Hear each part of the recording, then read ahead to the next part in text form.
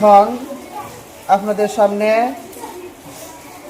নামাজ ফাঁসি দেওয়ার কারণ আমি আশিকে কইব, তো আপনারা সবাই শুনবেন। ভিডিওটা সবাই শেয়ার করে দিবেন যাতে সবাই শুনবার সুযোগ পায়। কি কি কারণে নামাজটা ফাঁসিদ হয়, নামাজের মধ্যে কি কি করলে নামাজ নষ্ট হয়ে যায়। তো এখন আমার ছাত্র আশিক কইব। চলো কোন কোন কয়টি কারণে নামাজ ফাঁসিদ হয়? 19টি কারণ। দুটো কব তো, হ্যাঁ কয়ে যাও। নামাজ ফাঁসি দেওয়ার কারণ 19টি।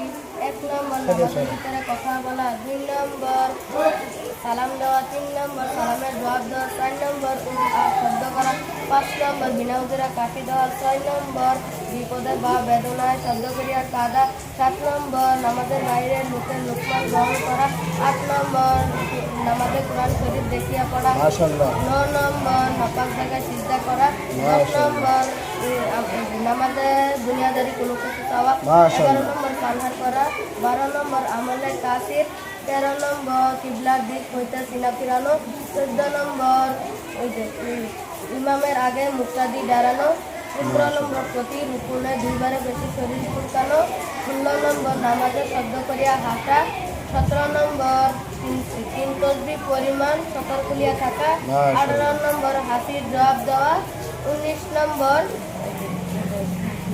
বাহিরের কথার উপর কোনো কিছু বলা। মাশাআল্লাহ, মাশাআল্লাহ দাও। মাশাআল্লাহ, সুন্দর হয়েছে না?